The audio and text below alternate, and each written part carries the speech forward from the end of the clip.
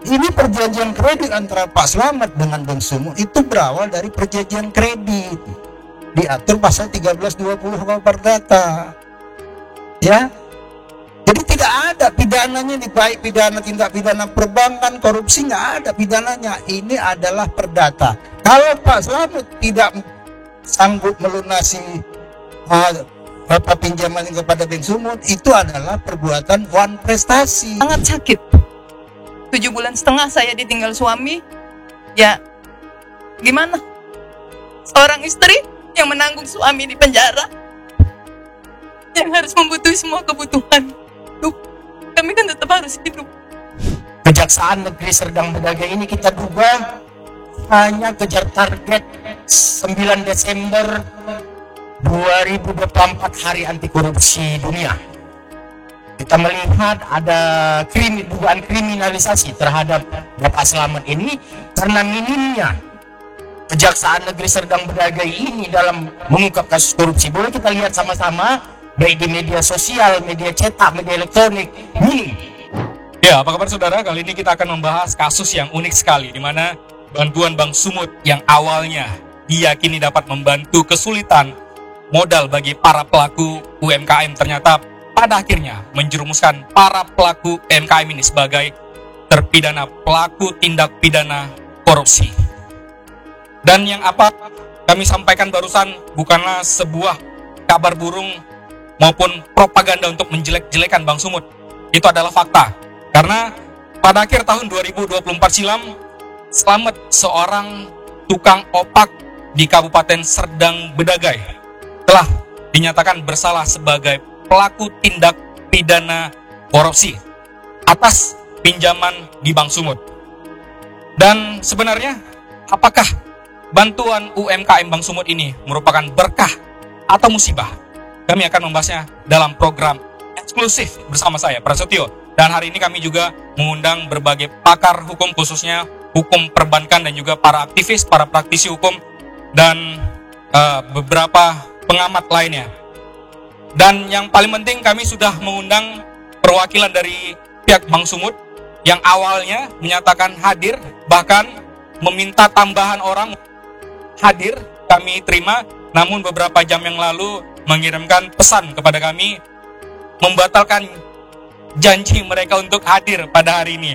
Dan juga Kepala Kejaksaan Negeri Serdang Bedagai, Rofina Ginting, dan juga Kasipitsus Kejari Sergai, Aldo Marbun telah kami undang, namun tidak merespon undangan kami untuk berdialog bersama dengan korban dan juga para pakar hukum. Padahal undangan tersebut juga sudah kami sampaikan diperkuat dengan arahan dari Kepala Kejaksaan Tinggi Sumatera Utara, Harli Sregar. Ada apa? Kami akan memulainya dengan menghampiri korban Bapak Slamet ya. Bapak merupakan pengusaha opak Pak ya di Serdang Bedagai. Bapak ya. Ini kami berikan mic Pak Slamet. Ya. Pak Slamet, awalnya kami juga menerima informasi bahwasannya bantuan yang diberikan kepada Bapak dari Bang Sumut merupakan tawaran dari Bang Sumut, bukan Bapak yang meminta. Benarkah itu, Pak Slamet? Ya, awalnya memang orang Bang Sumut yang datang ke tempat kami. Ya, boleh didekatkan mic-nya, Pak. Yang datang ke tempat kami untuk menawarkan kalau butuh modal apa kita bisa berhubung datang ke kantor, kami bisa membantu usaha Bapak katanya. Yang awalnya datang kepada Pak Slamet siapa? Udah resign semua yang datang, Pak. Sudah tidak ada lagi ya, Pak? Sudah tidak ada. Tapi Bapak masih ingat namanya? Iya, pimpinan cabang Bapak Saipul. Yang sama-sama juga diberikan hukuman dengan Bapak ketika itu di 2020, bukan ya? Bukan. Udah resign Pak Saipulnya, udah nggak ada. Di 2007 itu. Baik, di Yang 2007 ya. Ada pinjaman. Baik, awalnya ketika Bapak meminjam ataupun mendapat bantuan UMKM dari Bang Sumut ini, ya, apakah ada dijelaskan oleh pihak Bang Sumut resiko ataupun untung rugi dari meminjam di Bang Sumut, Pak Slamet? Nggak ada. Resikonya Katanya cuma itu, kalau bapak nggak bayar, jaminannya pekerjaan saya katanya. Agunan dilelang. Nah, Agunan Bapak yang dilelang ya. iya. Tapi nyatanya ketika Bapak tidak bisa membayar, Bapak dituduh melakukan korupsi. Iya, betul, betul. Baik, cukup, Pak. Ibu istri, boleh kami berbicara mewawancara Ibu? Dengan Ibu siapa? Ibu Mujiani. Ibu Mujiani. Mujiani. Ibu mendampingi Pak Slamet selalu ya. Ketika orang Bang Sumut datang menghampiri menawarkan sesuatu, Ibu masih ingat kapan itu? Awal pinjaman kita di tahun 2007. Baik. Di situ saya nggak bisa, maksudnya saya nggak ingat siapa orangnya, cuman setahu kak saya kayak orang-orang dari Bank Sumut datang lihat usaha kita. Waktu itu kita belum punya agunan, sama sekali belum punya, kita masih sewa lahan itu. Ya. Kita di situ di Serdang Bedage, di Dusun 6 Kampung Padang, Desa Simpang 4, kita sewa di situ. Mereka menanya-nanya lah usaha kami gitu kan. Ya kami jelaskan aja apa adanya. Jadi permodalan kami ya ini gitu. Jadi ditawarkan mereka, apa tidak ingin berkembang usaha katanya. Ya siapa yang nggak mau berkembang usaha? Tapi kami kan nggak punya agunan. Kalau pinjam ke bank itu kan harus punya agunan kan gitu. Baik. Jadi mereka mensarankan bisa kita bantu Bu kalau memang butuh modal. Caranya ya Ibu pinjam ke bank, tapi kan harus punya agunan. Ya Ibu cari lahan. Adakah lahan yang mau dijual katanya? Ya ada, cuman uangnya yang nggak ada. Kami bilang kan gitu. Ya. Jadi mereka menawarkan awal pinjaman di 2007 kami 40 juta. Baik. Nah, langsung berjalan itu lunas maju sampai di tahun 2015. Di tahun 2015 pinjaman kita sebesar 750 juta dengan 2 fasilitas, di rekening koran 400 juta, di kredit angsuran lainnya 350 juta dengan 2 fasilitas 2 SHM. Baik, itu yang dijadikan agunan. Nah, Tapi agunan tersebut sebenarnya tidak ada Ibu pegang ya pada Tidak. saat itu ya. tidak. Dan juga katanya gara-gara pinjaman itu juga Ibu beritakan melalui pengacara Ibu ketika masa Pak Slamet di dalam kurungan atau dipidana, Ibu dan juga Pak Slamet mendapat ancaman Bu ya. Tapi nanti Ibu jawab Bu ya, izin Bu ya. Kita ke pakar. Nanti kita tanya lagi Ibu. Kita ke pakar perbankan dulu, Bapak Dr. Syafrican. Pak Syafrican, Ya. kalau Bapak melihat kasus yang terjadi dialami oleh Pak Slamet, pengusaha Pak, Ya. ditawari iming-iming agar bisa meminjam di Bank Sumut, padahal Bank Sumut tahu tidak ada agunan di tangan mereka, tapi mereka tidak juga menjelaskan bahwasannya itu sebenarnya melanggar. Harusnya ketika meminjam itu harus agunan di tangan terlebih dahulu. Lalu yang kedua adalah mereka tidak menjelaskan risiko ketika pembayaran macet Ya. tiba-tiba menjadi pidana korupsi. Tanggapannya, Ya. Dr. Syafrican. Baik. Kalau kita melihat kasus ini, sebenarnya ini hal yang biasa antara debitur dengan kreditur. Dalam hal ini Bank Sumut. Bank Sumut memberikan kredit kepada Pak Slamet sebagai debitur. Nah, dalam kredit itu kan pasti ada agunan atau jaminan. Nah, setahu saya tempo hari fasilitas yang pertama itu jaminannya baru 1. Nah, kemudian lunas maju, kemudian diadakanlah novasi pembaruan hutang. Ya, pembaruan hutang, kemudian tambahlah plafonnya jadi 750. Nah, yang kredit pertama itu sudah ditutup. Kan tinggal kredit yang baru 750 juta. Artinya melunasi yang kredit yang pertama dulu. Nah, sisa uang ini untuk membeli agunan kedua. Itu yang ditebus dari Bank BTPN ya. Ditebus dari Bank BTPN, lantas masuk ke Bank Sumut. Nah, agunan itu karena ini sudah ada perjanjian kredit, maka agunan itu langsung dipasang hak tanggungan. Selesai ditebus dari Bank BTPN, di Roya dulu, kemudian masuk ke Bank Sumut, baru dibuat jual beli ke nama Pak Slamet. Setelah jual beli baru dipasang hak tanggungan.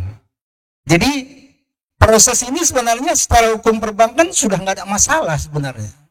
Yang masalah itu sekarang kredit ini kan sudah terlalu lama. Agunan sudah dipasang hak tanggungan. Kenapa nggak kalau memang macet, menurut hukumnya kan harus dilelang. Supaya tidak ada kerugian Bank Sumut. Saya bukan cerita kerugian negara ya, kerugian PT Bank Sumut. Nah, karena ini nggak dilelang, maka tahulah kejaksaan. Sehingga ini dikatakan tindak pidana korupsi. Karena kerugian Bank Sumut adalah BUMD. Yang pemegang sahamnya adalah pemerintah provinsi, kabupaten, dan kota. Nah, tapi sebelumnya seharusnya Bank Sumut itu melelang barang jaminan. Nah, tapi oleh kejaksaan ada temuan ini dibuat korupsi. Nah, pada waktu itu kebetulan saya sebagai ahli dalam perkara Pak Slamet, saya sudah menjelaskan sama majelis hakim. Ini perjanjian kredit antara Pak Slamet dengan Bank Sumut itu berawal dari perjanjian kredit.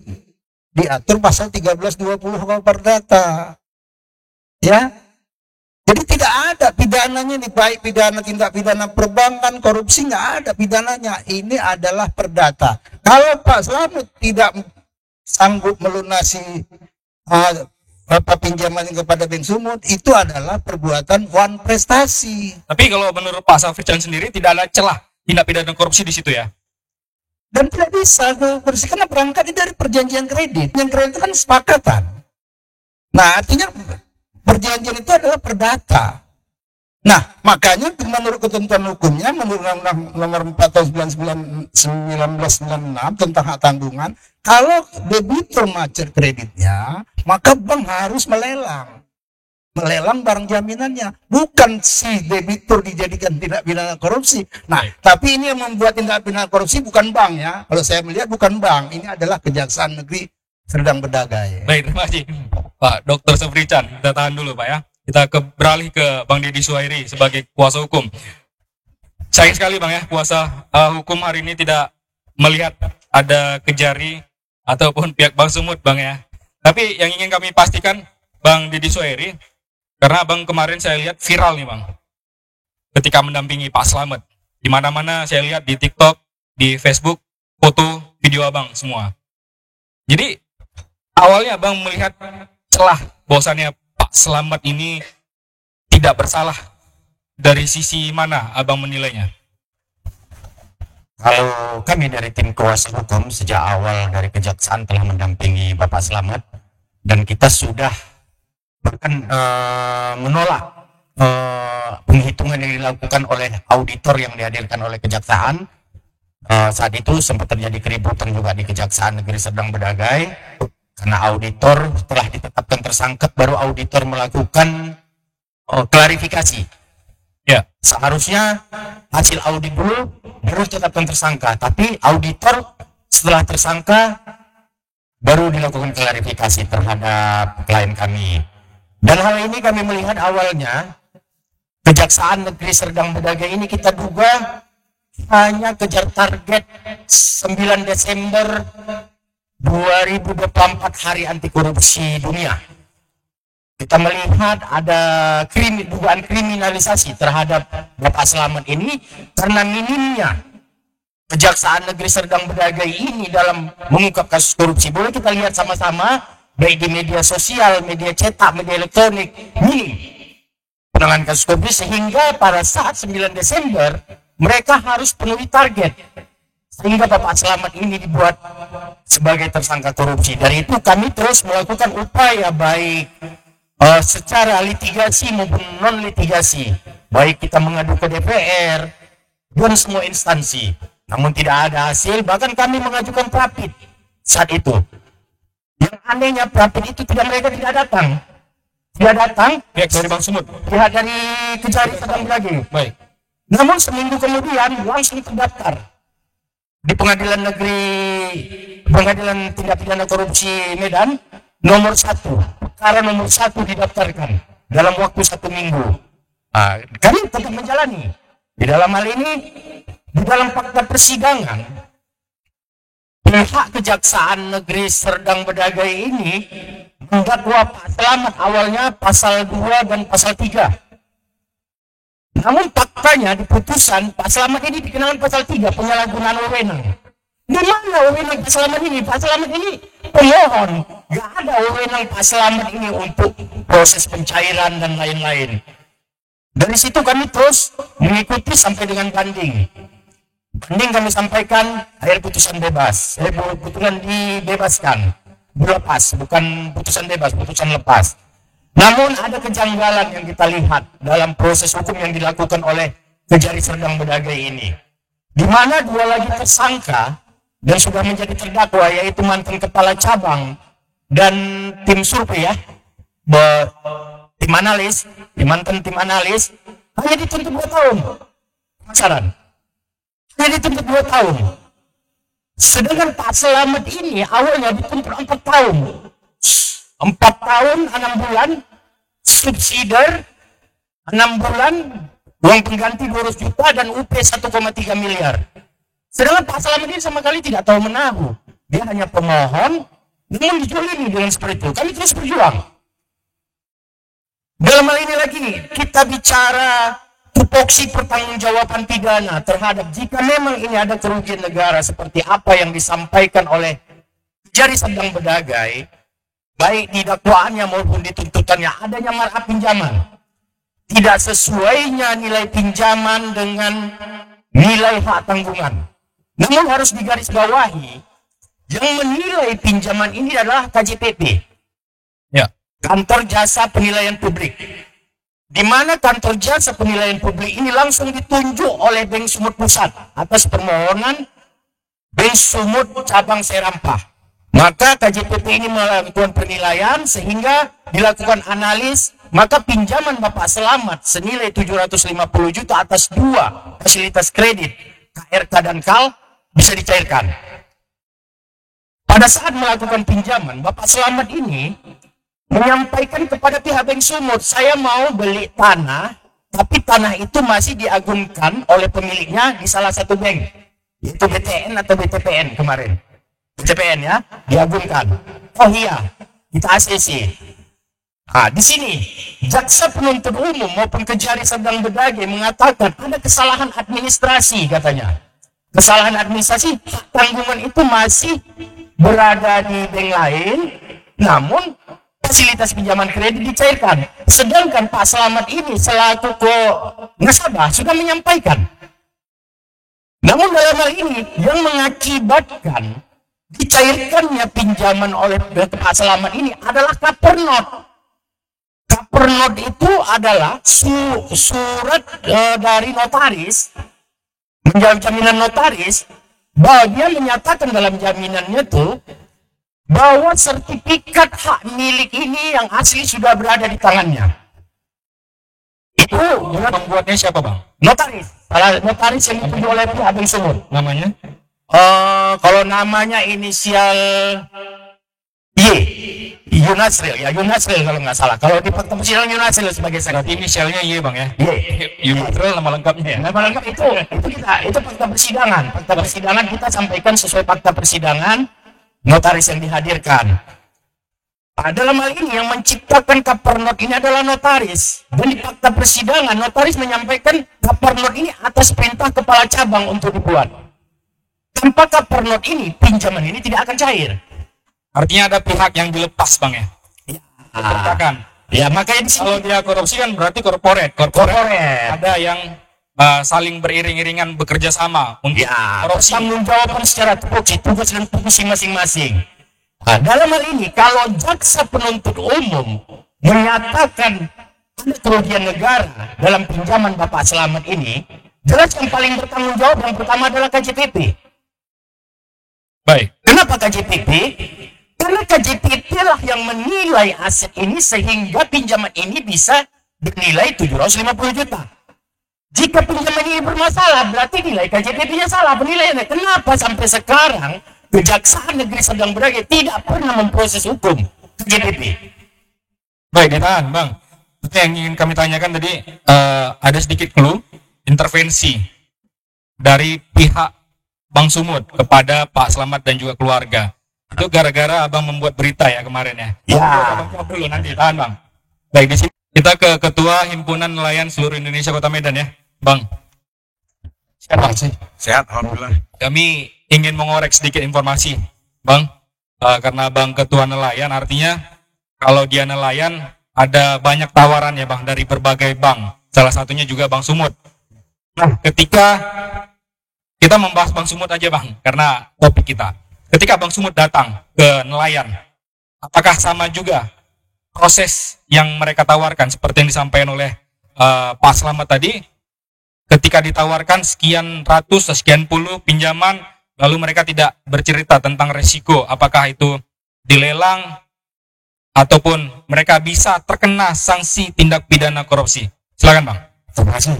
Perkenalkan, nama saya Rahman Gafiki, saya Ketua Divisi HNSI Kota Medan. Terkait permasalahan yang seperti yang Abang tanyakan tadi kepada saya, bagaimana perbankan itu memberikan pinjaman terhadap, khususnya saya ini Bang, mewakil para nelayan. Jadi saya ceritakan begini, di nelayan ini kan banyak juga yang namanya koperasi, badan usaha-usaha kecil, seperti membelah ikan, mengolah daging ikan, dan juga ada juga perbaikan armada, perbaikan jaring. Ini kan juga terkadang membutuhkan modal yang tidak sedikit. Sedikit juga saya tambahkan lagi, bahwasanya nelayan hari ini itu ada payung hukumnya dengan jelas. Undang-Undang Nomor 7 Tahun 2016. Undang ini adalah undang-undang tentang perlindungan nelayan. Di mana undang-undang ini, nelayan itu adalah kaum minoritas yang harus dibina dan disejahterakan. Di poinnya dulu Bang.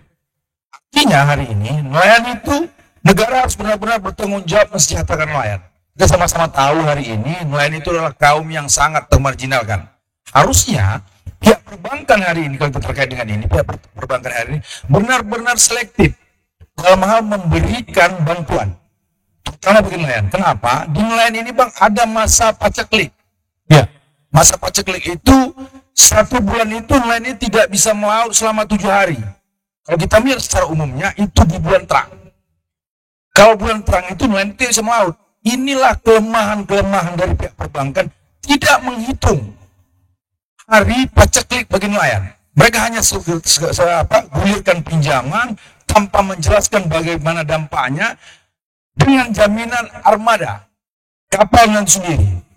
Armada nelayan itu harus mempunyai yang namanya pas kecil yang dikeluarkan oleh Kementerian Perhubungan. Itu KSOP, kalau kami bilang di Belawan itu KSOP. Jadi dengan dasar pas kecil tadi, dengan armadanya tadi, inilah menjadi agunan. Yang sering jadi permasalahan apa? Pinjaman ini macet. Pihak perbankan seringkali tidak menghitung, seperti saya sampaikan tadi, 7 hari ini nelayan selama sebulan tidak melaut. Jaminan kapal itu minimal 5 GT.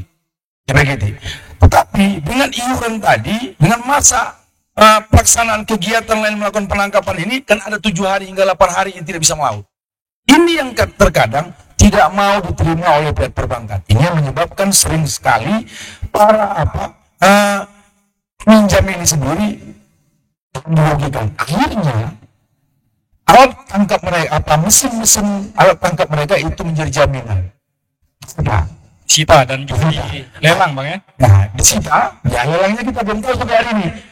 Dengan kita mesin alat tangkap tadi, maka nelayan ini tidak bisa lagi beroperasi. Bagaimana dia mau melakukan pembayaran? Tapi syukurnya alhamdulillah, kalau kami di bawah sana belum ada dilakukan pemidanaan. Tapi intervensi itu sering.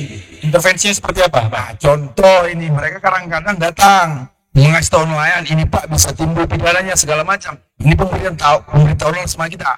Kita nggak tahu ini oknumnya siapa. Intervensi, Pak, Bapak ini hutang sudah sekian bulan belum terbayar. Nah, bagaimana ini Pak? Nanti Bapak bisa dipidana. Saya sampaikan itu kepada para nelayan itu. Yang di bawah rata-rata kalau kami di Indonesia namanya rukun. Kita sampaikan kepada ketua rukunnya, bilang saja, pidana saja langsung. Nah, biar kita advokasi, kita buka paparan bagaimana mekanisme yang terjadi. Mereka mereka harus dulu sebelum mengasih pinjam menganalisis bagaimana keadaan nelayan ini. Dan bagaimana cara kerja lainnya. Ini yang kadang kurang dilakukan oleh pihak perbankan terkait mekanisme pemberian pinjaman terhadap nelayan. Iya Bang. Ya, terima kasih Bang Rahman Gafiki, Ketua HNSI Kota Medan Bang ya. Siap. Ya, tadi Pak Slamet dan Ibu istri Pak Slamet, kami tanya kembali Pak Slamet, ketika Bapak di dalam itu kuasa hukum ini agak resek Bu ya, Pak ya, karena melakukan publikasi terus Iya, betul. agar publik tahu apa yang Bapak alami. Tapi karena gara-gara publikasi tersebut, Bapak sempat dapat tekanan atau intervensi ya di dalam. Sebenarnya bukan tekanan. Ya, Mereka mengingatkan, tapi keras Pak ya, mengingatkan. nakut-nakuti juga ya. Ya, jangan sampai ibu ikut terbawa-bawa dalam masalah ini. Gue cukup keras itu Pak. Iya, ya saya keras enggaknya nggak tahu juga gitu. Artinya Ibu jangan sampai terbawa-bawa, mereka mengarahkan ataupun menggambarkan gara-gara pemberitaan tersebut Ibu nanti bisa terseret Iya. ke jalur yang sama, ke jalur hukum ya. Sama, ya. Baik, terima kasih Pak Slamet. Bang Deddy Suheri. Nah, ini Abang harus tanggung jawab gara-gara pemberitaan Abang. Abang mengetahui ya ada intervensi tersebut. Saat terjadi intervensi atau tekanan terhadap klien kita di lapas, waktu itu saat ditahan, dia menelpon baik istri maupun Bapak Slamet, menyampaikan kepada istrinya untuk berhenti mempublikasi permasalahan ini, karena namanya Bapak Slamet ini orang kampung, hanya tamatan SD, takut akibat kami tim kuasa hukum terus mempublikasi ketidakadilan ini berdampak pada istrinya akan diseret-seret menjadi tersangka. Sebenarnya sudah saya jelaskan, tidak ada dasar untuk menyeret istrinya menjadi tersangka. Istrinya hanya menyetujui dan tidak tahu menahu. Setujui di dalam perjanjian. Perjanjian itu wajib istri mengetahui. Namun ada pihak-pihak yang kita juga tidak tahu pastilah, tapi itu disampaikan oleh Bapak Slamet langsung kepada kita. Tolonglah Pak Deddy, jangan lagi dipublikasi. Saya takut istri saya nanti dibuat tersangka. Itu kata mereka, katanya seperti itu. Dan menyampaikan sambil menangis. Sambil menangis ini dua-dua menangis menyampaikan sama kita, ya kita sebagai kuasa hukum kan bekerja dan bertindak untuk kepentingan klien. Walaupun dalam hati nurani kita merasa selama ini terjolimi. Itu kejadiannya kapan, Bang Deddy? Kejadiannya setelah diputus inkrah dan masuknya dua lagi, satu mantan kepala cabang dan satu tim pemasaran Yang melakukan intervensi? yang melakukan intervensi dalam itu didatangi mereka Bapak Slamet menyampaikan seperti itu. Oknumnya atau namanya Bang? Dari Oknumnya hanya Pak Slamet yang tahu, yang itu tidak ada di dalam. Baik. Ya, terima kasih Bang Deddy. Kita ke praktis hukum dulu ya, ke Bang Aditya Gumilar. Ya Bang. Jadi kalau melihat kasus yang dialami Pak Slamet ini sangat aneh sekali Bang ya.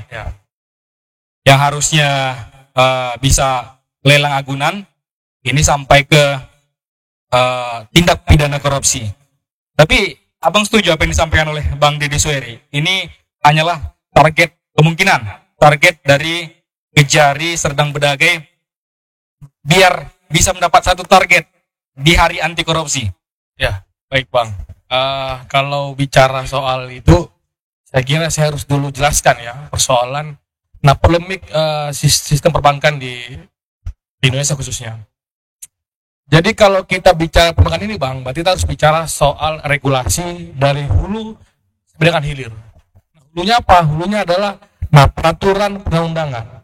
Setelah berlakunya Undang-Undang Nomor 1 Tahun 2004 tentang perbendaharaan keuangan negara, maka uang negara yang masuk ke dalam perusahaan, baik itu perusahaan perbankan yang berplat merah, itu dianggap, kalau ada uang negara dianggap sebagai, tidak ada korupsi. Nah, kemudian kita bicara hilir.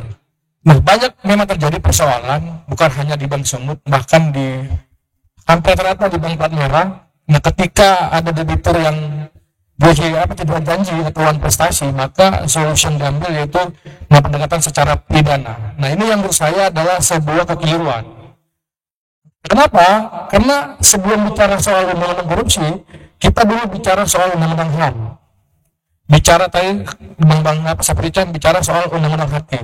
jelas itu Bang, di dalam undang-undang HAM segala perikatan yang bentuknya perdata tidak boleh orang dipidana atau dikurung poinnya. Nah kedua, ketika orang meminjam uang dengan menggunakan jaminan, ketika dia lalai dalam prestasi, maka kemudian terhadap barang yang dijaminkan dilakukan penyitaan dan penjualan secara umum. Nah tapi ada masalahnya Bang. Nah ini yang harus sebenarnya menarik untuk kita bahas sebenarnya di lain hal. Nah terlepas ini soalnya di Bank Sumut, ini proses penegakan soal korupsi kasusnya di perbankan ini tebang pilih, ya kan, hantam kromo dia. Nah pertama bicara perbankan berarti kita bicara soal badan hukum PT. Dalam undang-undang PT jelas pemisahan aset itulah ruhnya. Nah kan tidak semua bank merah sahamnya dimiliki oleh plat merah. Ada saham yang dimiliki oleh swasta perorangan sahamnya. Artinya kita harus dulu menilai mana-mana saja yang dianggap ini uangnya negara, aset negara yang diberikan kepada nasib debitur. Ini kan tidak.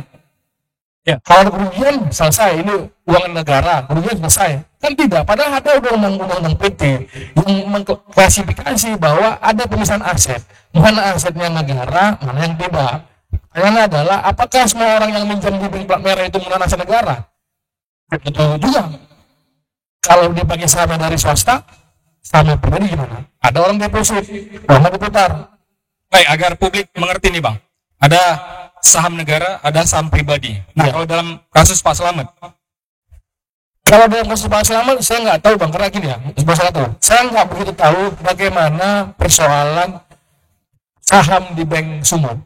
Apakah 90% sahamnya swasta atau ada 10%, apakah 90% di sahamnya pemiliknya daerah atau dia ada sisanya yang sahamnya miliknya swasta atau umum. Tapi setahu saya ada saham yang tidak seluruhnya diambil oleh Pemda. Artinya Bang Sumut yang harus menjawab ini Bang ya? Artinya baik, kemungkinan bisa jadi uang yang digunakan Pak Slamet bukan uang negara.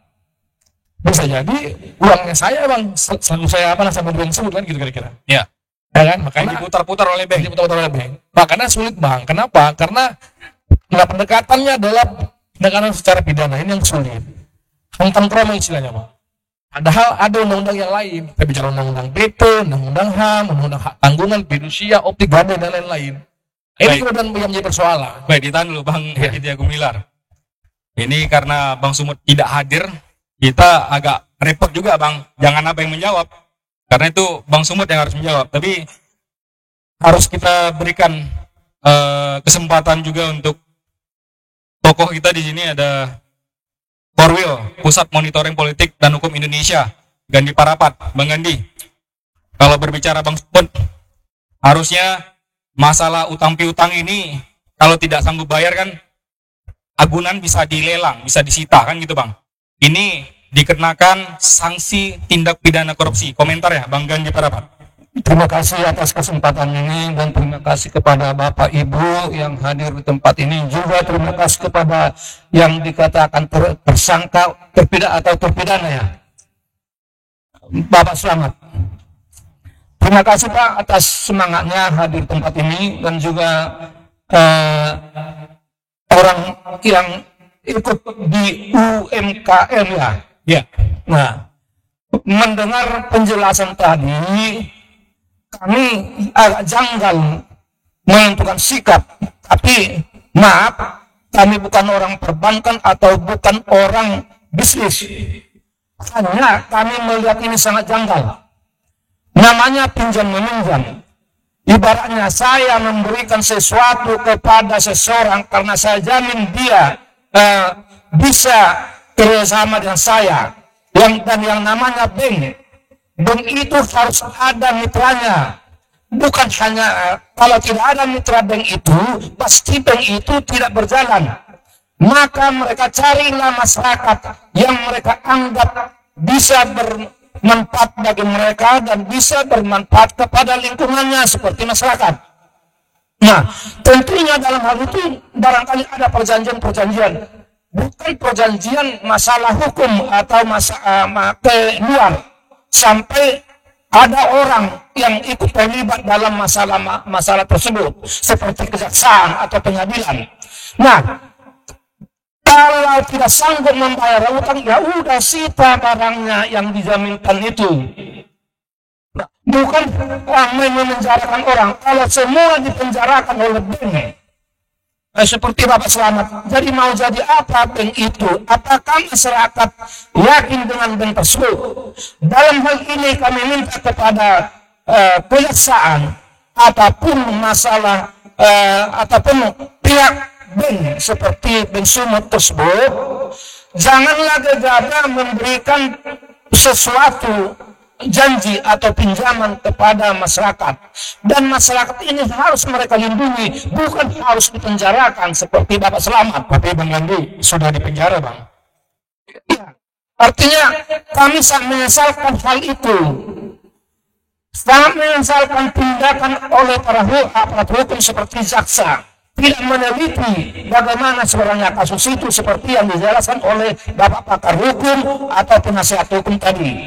Andai kata tidak ada penasihat hukum, maka bisa Bapak Selamat ini akan mati gara-gara masalah ini. Akan mati. Nah, jadi pihak bank harus melihat itu, dan pihak kejaksaan, ini masalah kecil, bukan korupsi menurut kami. Siapa yang korupsi? Yang mengkorupsi pada saat pada umumnya orang yang berkuasa.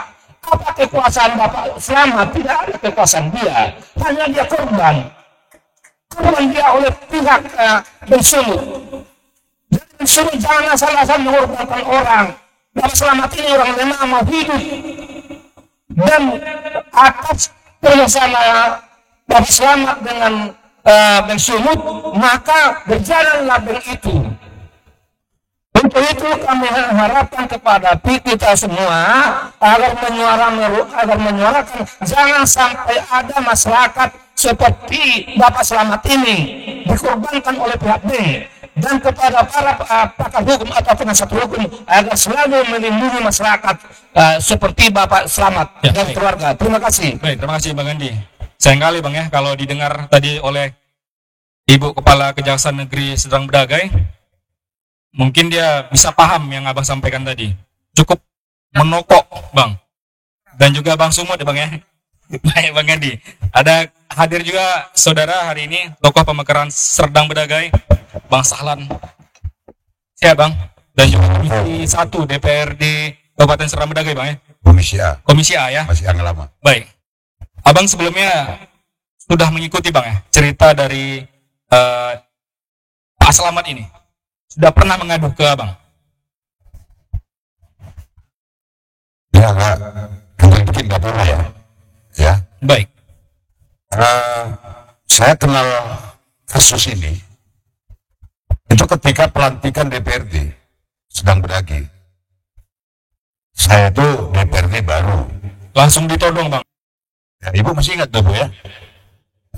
Di luar, saya mau pulang. Bisa pelantikan kan gitu, karena di rumah juga keluarga nunggu kan gitu kan. Tapi ditarik. Tak bisa nih, harus abang yang turun kan.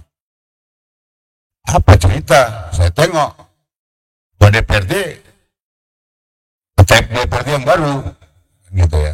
Jadi saya tengok yang baru-baru DPRD, saya bingung, saya merapat di luar pagar, kan gitu ya Bu ya. Ibu ini nangis-nangis.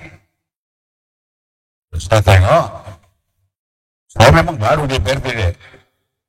Dia baru dilantik. Ya, tapi saya dari sejak Bedagai berdiri, saya udah pernah jadi ketua DPRD di situ. Jadi yang ada di situ semua junior-junior saya. Saya op periode 2019-2024. Nah, bukan karena mau op, tapi karena gagal ketua fungsi. Jadi balik kandang, yang mungkin kelasnya kelas kampung lah. Kan begitu. Jadi saya tengok, ya, sejak kapan pula tukang opak bisa dikorupsi. Saya santai aja menghadap. Tukang opak korupsi Bang ya? Ya, korupsi. Wah ini dapat tronton yang dikorupsi kan gitu kan. Terus saya maju aja, saya tanya ketua DPRD juga masih, memang dia udah periode yang, tapi kan dalam menghadapi, saya tahu lah bagaimana. Akhirnya saya ambil alih aja. Saya ambil, ya pokoknya ketika ada demo, kita jangan bermusuhan dengan dia, kita iakan aja semua. Tapi kita pakai logika.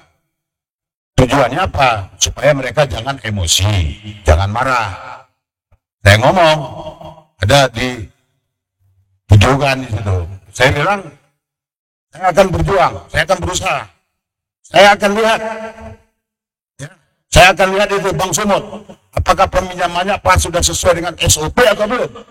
Begitu juga dengan Kejari, apakah penangkapannya juga sudah sesuai dengan SOP. Kan itu ya. Apa itu SOP ya? Sopla kan gitu kan. Nah, jadi saya bilang kalaupun saya nggak sanggup, saya akan ke Komisi 3. Tetap orang ini pulang. Itu Bu ya. Nah, Ibu ini ngasihkan opak sama saya. Habis itu saya bingung, saya nggak kenal Bung Deddy nih. Pokoknya nggak ada yang kenal. Karena dikasih opak atau gimana nih Bang? Ya, dikasih lah opak gitu kan. Ya, paten juga kan gitu kan. Jadi saya kira, wah ini, habis itu pokoknya bubar lah dulu, kan gitu ya. Bubar, saya tengok, wah ini mahasiswa nih. Atau saya masih ada nggak sini? Saya tengok, wah ini garang nih kayak saya dulu kan gitu kan. Jadi saya pikir, udah saya pulang. Besok, kan belum terbentuk tuh AKD. Saya koordinasi dengan ketua. Ini harus cepet ini, kalau enggak, kasihan ini.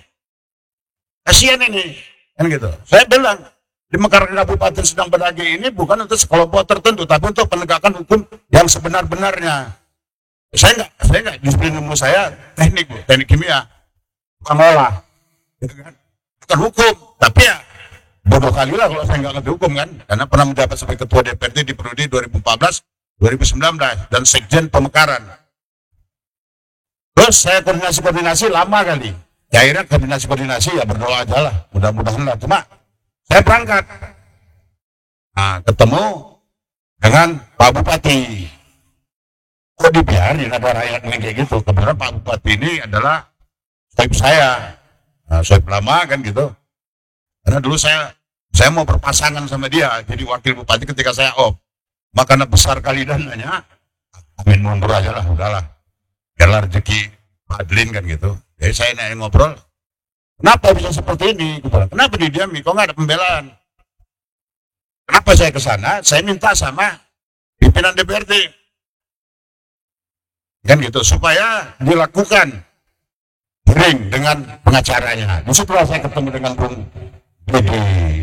Saya tengok modelnya, cakapnya, ini cocok nanti nih kalau bisa ngawin saya di Komisi 3 kan gitu. Paling enggak, kalau salah pun nggak salah kali lah, kan gitu kan. Sepakat. Tapi sebelum ke sana, saya harus tahu dong cerita kronologisnya. Kami panggil Bang Sumut, waktu udah terbentuk. Jadi, kami panggil, kami tanya. Saya lihat, sekarang kan gampang, teknologi AI, apa aja syarat pinjaman. Saya tanya, memenuhi. Tidak ada yang salah dalam SOP. Ya kok bisa ditangkap? Kan gitu. Kepala Bang Sumut yang sana, saya pun nggak tahu Pak, adakah pejabat dari Bang Sumut yang lagi ditangkap? Iya. Wah, ini model baru pula nih kejaksaan ini, cari pasal kan gitu kan. Kalau kita kan cari pasal ya kejaksaan kan gitu kan. Jadi ketika saya koordinasi dengan pimpinan, saya diganjar nggak bisa maju ke Komisi 3. Kalau dulu saya ngeken. Sekarang karena prajurit, ya kan? Nggak juga nih, nggak puas. Ya pergi ke kantor bupati cerita. Cerita. Kok kebetulan ketua DPR dengan bupatinya satu partai. Sekjennya kan, dia sekjen ketua DPR, bupati kan ya. Karena saya, udahlah nggak usah, apa yang lain. Ya nggak bisa. Nggak bisa, dia bilang. Ceritakanlah. Dam dum dam. Hah? Ketika dam nantilah kalau udah bebas dari apa namanya kasasi. Itu saya buka semua itu. Kalau sekarang saya takut. Saya takutnya kenapa? Makin dalam pula uangnya nanti.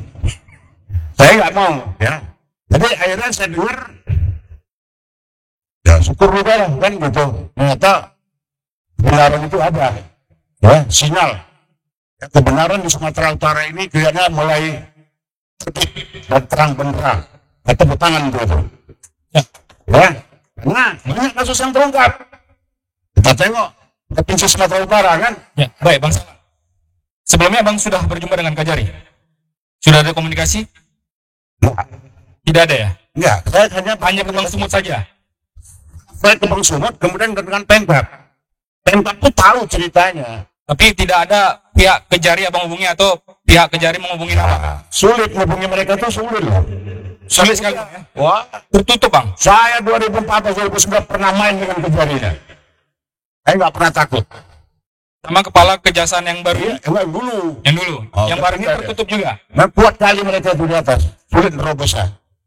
Baik. Tak tahu kita Pak Sregar sekarang ini yang ada di Harvey, ya mudah-mudahan ya terbuka. Jadi artinya begini, ya, dengan kasus ini saya cukup prihatin. Jadi kalau ditanya ini musibah atau apa namanya berkah, ya musibah lah. Udah musi, benar ya? Ya. Musi itu sungai terbesar di Palembang, pula. Aduh maaf pun. Tapi dengan keyakinan saya yakin dan percaya, ketika kita sudah pasrah, tidak ada lagi tempat kita mengadu, maka datanglah pertolongan dari Allah. Ya, mudah-mudahan hakim yang akan menelaah nanti di Mahkamah Agung ya, akan sama dengan yang maksudnya sama pemikirannya dengan Bapak ini, ya, sehingga ada perbaikan, ya, ada perubahan. Ini gini, kalau udah waktu itu kan hari korupsi sedunia tuh, paham lah, kalau udah TO udah paham lah. Ketika perintah diberikan hukum ini, yang mana ini? Udah dapat setoran ini belum? Ini gini. Wah ini belum ada nih. Hak. Gini kalau udah perintah ini. Itu yang saya lihat. Jadi Baik. ketika perintah ini kan hukum, maka terlibat saja. Terlibat sekolah Pak Slamet, lupa dia. Kalau Pak Slamet itu namanya Slamet. Selamat. Terima kasih. Masalah. Ya. Bang Novel, dari Pradi Pergerakan ya. Bang Novel, kalau melihat udah beberapa orang tadi menyebut ini sebenarnya TO di hari anti korupsi Bang, Pak Slamet ini. Cuman karena namanya Slamet, kata Bang Salan tadi Selamat. Kalau Abang melihatnya seperti apa? Ya, terkait tema kita pada hari ini yaitu bantuan UMKM berkah atau musibah. Saya menilai secara objektif aja Bang ya. Dari saya mewakili senap. Perkenalkan nama saya Novel Suhendri dari DPC Pradi Pergerakan Deli Serdang, Bedagai dan Tebing Tinggi. Jadi 3 kabupaten itu kami jadikan satu DPC di organisasi kan begitu. Jadi saya penyebab terjadinya kredit macet itu menurut saya ada 3 hal. Pertama faktor kebijakan, proses dan faktor nasabahnya. Dari faktor kebijakan, kita ketahui bersama bahwa bank itu, cara kerja bank itu adalah menghimpun dana dari masyarakat, baik itu perorangan ataupun korporasi, kemudian menyalurkan kembali ke masyarakat, individu ataupun korporasi dalam bentuk kredit, kan begitu. Nah, pendapatan ataupun profit bank itu didapat dari bunga kredit, kan begitu Pak ya? Begitu Pak Safilcan. Jadi apabila ada profit yang ingin dicapai, pastilah ada target kepada divisi pemasaran ataupun kepala cabang yang ada di semua daerah. Kan gitu. Jadi ketika target itu susah dicapai, jadi semua orang secara psikologis pastilah akan mengupayakan segala cara. Jadi dalam hal ini kalau menurut saya ada namanya fraud atau serangkaian kegiatan memanipulasi data agar supaya tercapai keinginan ataupun tercapai persetujuan pengajuan kredit tersebut. Seperti Bang Dedi sampaikan, ataupun dalam surat dakwaan kejaksaan kita bisa melihat penilaian aset yang dilakukan oleh KJPP atau kantor jasa penilai publik, itu jaksa menyebutkan bahwa begini, laporan penilaian tersebut cenderung tinggi dan melebihi nilai yang sewajarnya, kan begitu. Artinya apa? Peran KJPP di sini sangat penting. Apabila nilai aset yang dinilai secara objektif, tidak mungkin akan terjadi seperti musibah seperti ini. Itu menurut saya. Jadi peran penting KJPP ini sangat besar. Perannya sangat besar begitu. Jadi kalau tujuan pemidanaan itu untuk menciptakan efek jerah, saya kira KJPP ini perlu dibawa ke pengadilan juga, kalau menurut saya ya. Gitu. Dilanjut kembali Bang ya. Ya baik, terima kasih. Sebagai pakar perbankan, Pak Dr. Safri Chan. persoalan ini sebenarnya bisa diulang kembali, dinormalisasi, atau sebenarnya harus dilanjutkan seperti yang disampaikan oleh Bang Novel tadi. Bang Sumut harus dituntut dalam hal ini karena sudah mempidanakan nasabahnya yang meminjam uang, yang harusnya bisa melelang agunan menjadi tindak pidana korupsi. Komentarnya, Mas African. Ya, tadi seperti saya katakan, kasus ini kan pemberian kredit itu hal yang biasa. Nah, kalau dibilang tadi Bang Sumut yang melaporkan atau yang Pak Slamet, saya nggak setuju juga. Ini karena temuan dari kejaksaan. Akibat Bang Sumut tidak melelang, sehingga timbullah kerugian masih potensinya sebenarnya. Karena ada barang agunan yang harus dilelang. Jadi sebenarnya ini karena target jaksanya ini. Artinya jaksa yang harus disalahkan. Jaksa, iya, karena target jaksa. Kalau Bang Sumut mengadukan nggak mungkin. Bang Sumut sendiri tahu bahwasanya itu adalah perdata. Nah, jadi kalau Bang Sumut dibilang katanya mengadukan Pak Slamet, ya saya nggak setuju, ya kan? Karena saya pun pernah juga sebagai konsultan hukum Bang Sumut, ya. 23 tahun saya konsultan hukum Bang Sumut. Tapi bukan ada kerjasama antara Bang Sumut dengan kejaksaan. Nah, memang ada kerjasama datun mereka, perdata dan tun. Tapi ternyata harusnya itu kan kalau bekerja sama antara Bang Sumut dengan kejaksaan dalam hal datun, nah itu kan kasus harus perdata. Kalau nggak dilelang hak tanggungan, ya digugat perdata Pak Slamet, uang prestasi, ya. Bukan dia dikriminalisasi atau dijadikan sebagai pelaku tindak pidana korupsi. Artinya kunci jawaban itu memang 9 Desember 2024. TO, target operasi. Ya itu yang saya bilang target dari pihak kejaksaan. Jadi apa menyasar kira-kira mana yang bisa korupsi. Nah ini pun ada kena jalannya. Karena ini adalah bank plat merah tadi yang dibilang Pak apa ya. Nah seharusnya itu memang harus dilelang barang agunan untuk menutupi kerugian Bang Sumut. Bukan dengan jalan mengajukan Pak Slamet sebagai pelaku tindak pidana korupsi. Nah itu sudah saya sampaikan juga pada waktu saya sebagai ahli dalam perkara Pak Slamet. Baik, terima kasih Pak Dr. Safrican. Kita ke Pasu, Mbak Dian. Kalau melihat hal ini, apa yang bisa Mbak Dian komentari? Terima kasih atas kesempatan yang diberikan kepada saya mewakili PASU. PASU itu Perkumpulan Advokat Sumatera Utara. Di sini saya mau menanggapi sedikit bahwasanya di dalam perbankan itu ada prinsip kehati-hatian, sehingga seharusnya pihak perbankan itu harus lebih berhati-hati karena dengan adanya peristiwa ini bukan hanya Pak Slamet yang dirugikan, tetapi ada istri dan anak-anaknya. Nah, dalam hal ini saya sangat tidak setuju. Apalagi kita tadi mendengar dari penasihat hukumnya Pak Slamet, adanya intimidasi yang dilakukan oleh pihak kejaksaan terhadap maaf, bukan oleh kejaksaan ya, penasihat hukum. Nah, tapi yang kita dengar adanya intimidasi terhadap istri Pak Slamet, ya kan, tentang perkara ini. Kalau kita sikapi, istri Pak Slamet itu sebenarnya tidak boleh dikait-kaitkan terhadap peristiwa ini. Karena apa? Seandainya pun Pak Slamet tidak mampu melakukan pembayaran, di dalam perbankan itu bukan maunya istri Pak Slamet untuk menandatangani, tapi dia ditarik sebagai pihak yang harus mengetahui adanya perjanjian tersebut. Jadi jika Pak Slamet itu dinyatakan bersalah, harusnya kalau saya ini kebetulan perempuan menyikapinya, adanya jangan dikaitkan lah istrinya, karena tidak ada korelasinya ya dengan perkaranya Pak Slamet. Mungkin itu. Terima kasih. Ya, jadi dari Pradi ada lagi yang ingin disampaikan? Baik, Bang Aditya Gumilar, silakan. Sebenarnya ini yang menarik adalah apa ya? Kalau ada jaksa, sebenarnya saya cuma mau pengen tanya mereka menakar soal kerugian negara.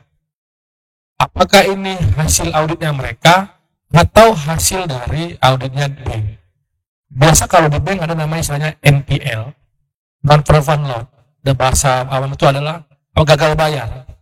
Biasanya dalam hukum perbankan, ketika NPL itu tidak melebihi 5%, itu secara perputaran ekonominya masih dalam konteks yang sehat, wajar. Nah, kita mau lihat dari mana landasannya jaksa kemudian mengukur orang yang gagal bayar kemudian dianggap sebagai rugi negara. Satu itu. Kemudian soal proses, ya. Di awal kan sudah tekankan bahwa ada 2 atau 3 Ibu ya, semacam perikatan dan ya kapasitas kredit yang itu juga diletakkannya sita. Nah, pertanyaannya adalah apakah proses sita ini di awal dilakukan? Contoh misalnya, Pak Slamet sudah masuk dalam kategori Nikotos 5, ya Niko 5, yang mau nggak mau dianggap sebagai sudah orang yang nggak akan mungkin bayar, sehingga kemudian dilakukanlah proses. Apakah kelima itu sudah dilakukan? Kan begitu dia. Nah, makanya menarik kalau ada jaksa di sini, Bang. Saya mau tanya itu sebenarnya. Tapi karena nggak ada, saya nanya Bang Didi aja. Mungkin Bang Didi paham soal duduk perkaranya. Saya kira itu, Bang. Baik, terima kasih. Saya pastikan Abang tidak pernah meminjam di Bank Sumut ya. Dan tidak memiliki Bank Sumut. Tabungan. Baik. Tapi sebelum ke Bang Didi, di penutup kita, saya ingin ke Pak Slamet lagi. Saya ingin kejujuran Bapak. Iya, Pak. Ketika Bapak ditahan. Iya. Karena dituduh melakukan tindak pidana korupsi. Iya. Apa yang ada di hati Bapak? Dan apa yang Bapak pikirkan saat itu? Yang saya pikirkan heran aja. Ya saya minjam uang kok dijadikan apa?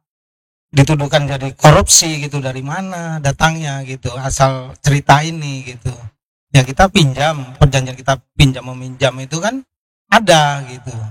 Tapi kok saya dinyatakan jadi pelaku korupsi gitu. Ya saya bingung gitu. Ya saya hanya pasrah aja lah gitu. Baik, ketika Bapak di dalam, Ya. ada tetangga, ada kerabat. Ya. Apa yang mereka sampaikan pada, mungkin melalui istri Bapak, apa yang disampaikan terhadap vonis yang Bapak jalani? Iya, kalau masalah saya, orang itu mereka semua pun heran gitu. Kenapa seorang nasabah bisa disangkakan korupsi gitu? Baru ini kasus yang terjadi kayak begini katanya. Baik, kita ke Ibu, Pak ya, karena Ibu yang di luar penjara. Ibu, ketika Bapak di dalam penjara, apa yang disampaikan tetangga kepada Ibu terkait dengan kasus yang dialami oleh Bapak?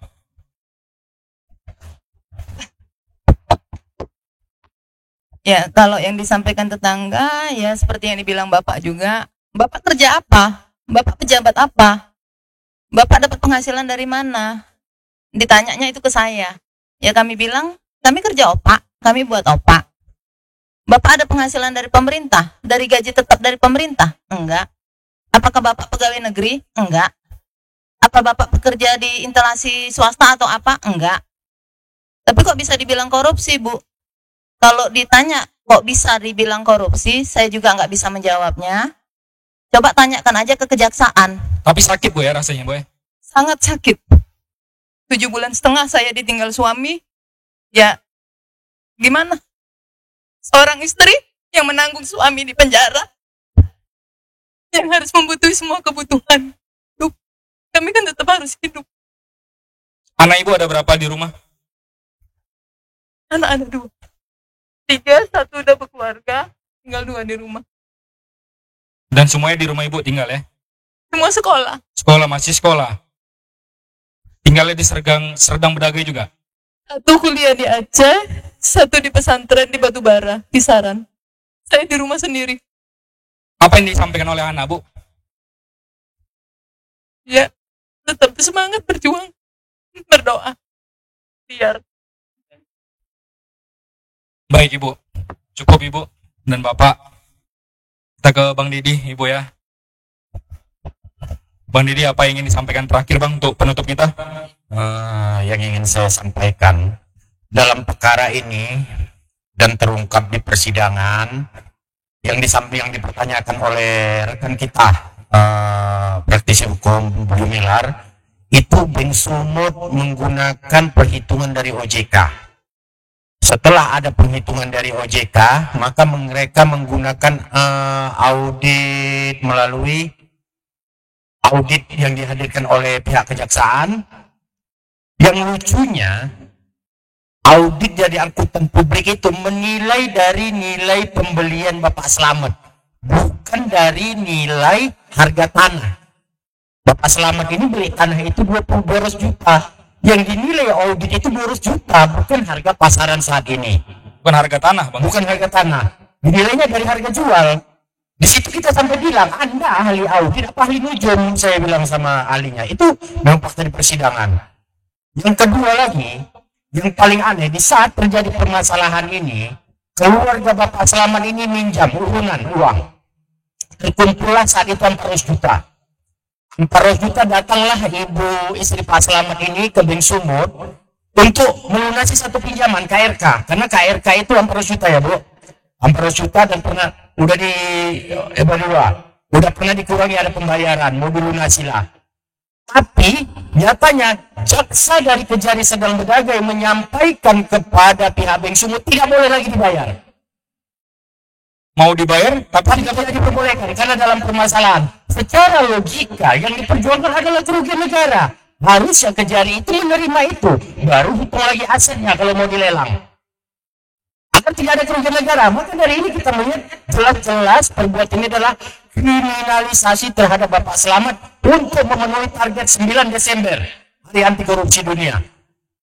Dan kita berharap sesuai dengan pernyataan Kejaksaan Agung atas adanya kejari-kejari yang minim penanganan korupsi, kita berharap Kejaksaan Agung dan Kejaksaan Tinggi yang saat ini baru saja menjabat untuk mengevaluasi kinerja dari Kejari Sedang Bedagai, baik pun Kasipitsus. Jelas dalam ini, satu, tentang tebang pilihnya penetapan tersangka. Saat itu kalau kita tidak ribut, dua tersangka ini tidak akan dibawa ke pengadilan. Dan kita ributin lagi, tupoksi pemerintah sampai sekarang pihak lain belum diperiksa maupun dibawa ke meja pengadilan, yaitu KJPP, notaris, dan analis. Yang di fakta persidangan terungkap merekayasa keuangan dari Bapak Slamet. Di mana Bapak Slamet saat wawancara menyampaikan sekitar 50 juta per bulan, itu kotor, bersih hanya 20 juta. Namun, di analis keuangan dibuatnya sekitar 50 juta, 57 juta. Dan Bapak Slamet ini orang yang nggak tamat SD, nggak bisa buat itu. Dia diakui. Diakuinya di persidangan bahwa dialah yang membuatnya. Namun, Kejaksaan Negeri Sedang Bedagai sampai sekarang tidak memproses dia. Ada apa dengan Kejari Sedang Bedagai? Kenapa tebang pilih? Harusnya pihak-pihak yang bertanggung jawab harus diseret. Kenapa Pak Slamet sudah dimasukkan dan dua lagi sudah dimasukkan? Jadi perbuatannya berjamaah. Apabila ada kesalahan administrasi, sistem peminjaman dan lain-lain, itu bertanggung jawab. Ada tupoksi pertanggungjawaban pidana.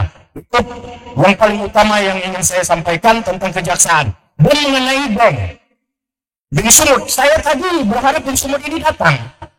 Bank Sumut ini datang, jelas di dalam Undang-Undang nomor 8 tahun 99 tentang perlindungan konsumen, ada hak konsumen yang harus dilindungi. Yang paling utama adalah untuk mendapat informasi yang baik dan benar.